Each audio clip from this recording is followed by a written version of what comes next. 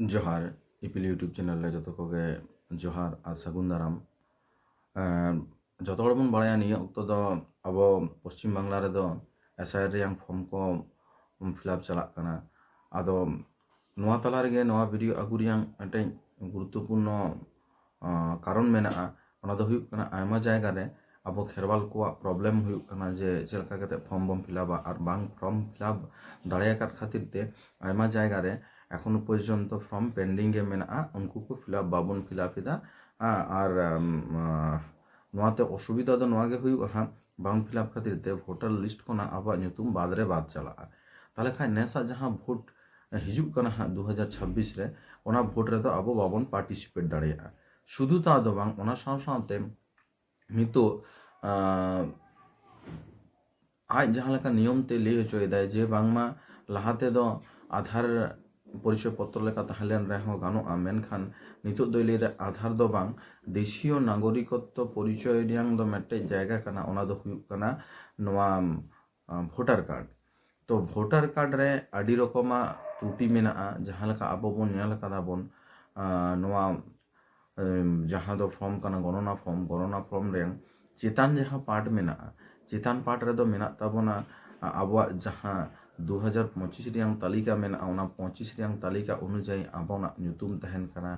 Epic number माने voter card number तहन कना ठिकाना तहन कना होइसे क्रमिक संख्या को तहन कना अंश नम्बर नोआ को तहन कना आर फोटो सिटा हुयुआ ओना जायगा रे मटे बारकोड को एम कदा अडी बेस कथा तो ओना लतार रे जहाना मटे कलम मेना प्रथम रियांग जहां पार्ट ए बी केते जुदी बोन पार्टा प्रथम चितान रियांग जहां पार्ट कना ओना पार्ट रे दो आमा जन्म तारीख जहां नोआ गणना फॉर्म कना उनिया जन्म तारीख ओना परे आधार कार्ड नम्बर ओना परे आया मोबाइल नम्बर एमाय और आया बांग तहन खाय दो ओड़ा रियांग मोबाइल नम्बर जहां रे दो फोन ते जोगाजोग गानोआ उनका लेकाना आइडेन गोगो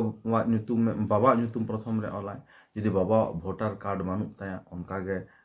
दोहो का माय 2025 अनुयायी नोआ दो किंतु होइसे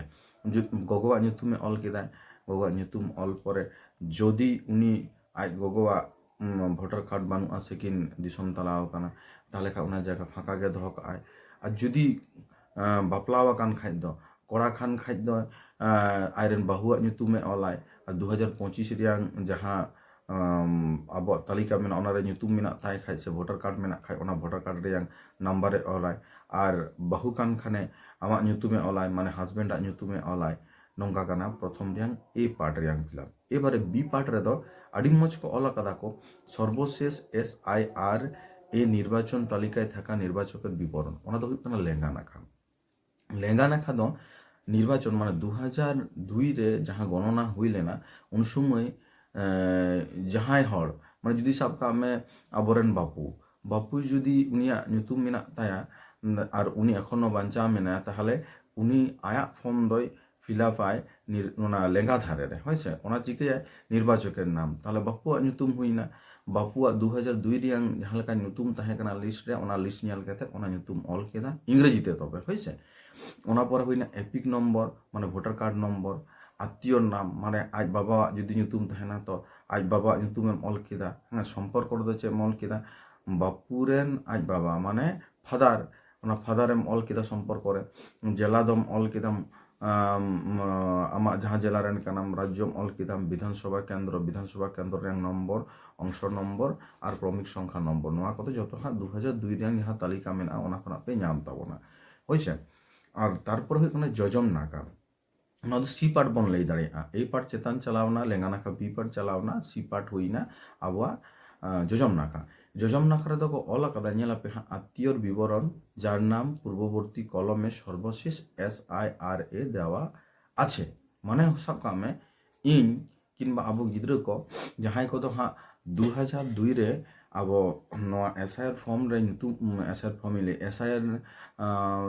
हुई लेना से नोआ गणना हुई लेना उन समय अब ᱧᱩᱛᱩᱢ को बानु ताबोना उन समय भोटार के बाबन ताहे कना उनको को तो चलका कदा बन फिलअप ताहले सब काम में बाबा होइसे बाबा जुदी मेना ताहले आबो नोडा बन ᱧᱩᱛᱩᱢ रे बाबा ᱧᱩᱛᱩᱢ बन ऑलाबन आबो दो बांग बुझमाबन बाबा ᱧᱩᱛᱩᱢ बन ऑलाबन एबार बाबा 2002 रे जहां भूल ᱧᱩᱛᱩᱢ ताहेन और जहां ताहेन ओना गेबन ऑला 2002 ᱨᱮᱭᱟᱝ ᱚᱱᱟ ᱛᱟᱹᱞᱤᱠᱟ ᱧᱮᱞ ᱠᱟᱛᱮᱫ ᱚᱱᱟᱨᱮ ᱵᱷᱳᱴᱟর কার্ড নম্বর ᱵᱚᱱ ᱚᱞᱟ আর বাবা ভোটার কার্ড রে আজ বাবা যদি মেনায়া সম্পর্ক রে হুᱭᱩᱜ ᱠᱟᱱᱟ ফাদার আর গগো যদি তাহেনা সম্পর্ক রে হুᱭᱩᱜᱼᱟ মাদার আর জেলা যাহা জেলা রেন কানা বন ওনা জেলা রাজ্য যাহা রাজ্য রেন ওনা রাজ্য বন অলা বন বিধানসভা ক্ষেত্র রে nyutum বন অলা বন বিধানসভা ক্ষেত্র রে নম্বর অংশ নম্বর কর্মী সংখ্যা নম্বর আর নোয়া ফর্ম রে আবার লাতার রে দো হা বন jahay do olok pahar babon baraya unku do anguta chap bon ema abon ar jahay do bon baraya bon unku do signature abon signature katen abo noa BLO joma bon ema abon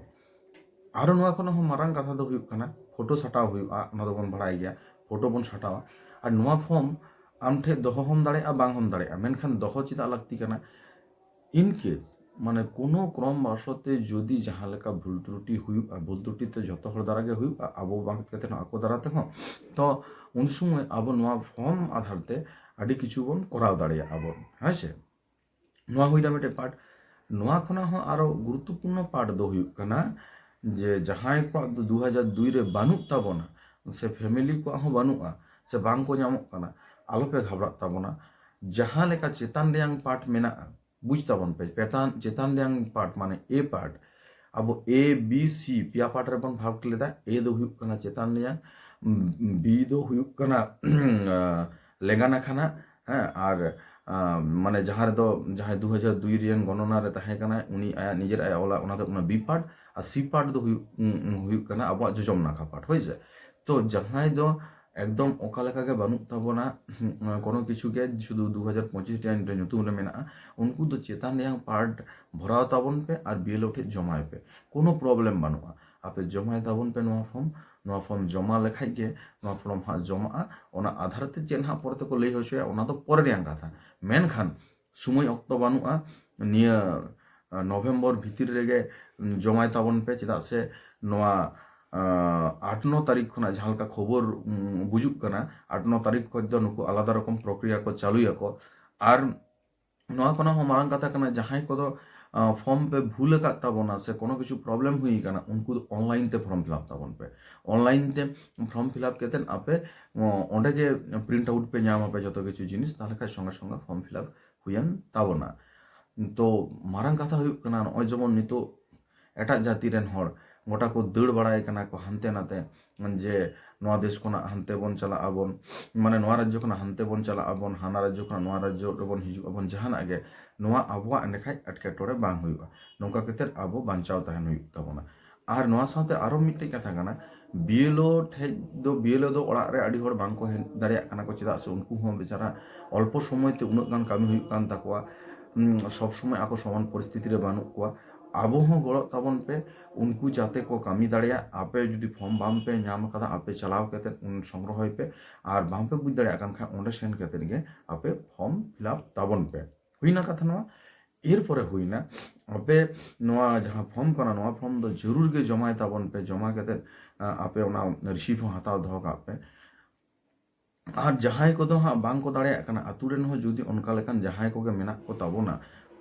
দায়া কেতে আপে হো গড় को ताबन पे चेदा से आबो कान गया बन आबो बांचाव तहन हुई ताबन आबो बांचाव बाबन तहलेन खाय दो असुविधा गया तो ओना खातिर तीन लेदा गड़ ताबन पे गड़ केते नोआ जहाँ तीन SIR फॉर्म मेना जहाँ टोठा रे एखोनो पर्यन्त आयमा जেলা रे आवरी पुरो ताबना उनको को लगन माछा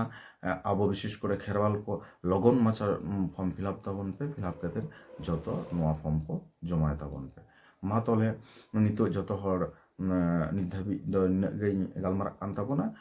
जतो हर सानाम को जोहार और नायते नापायते तहन ताबन पे बारे।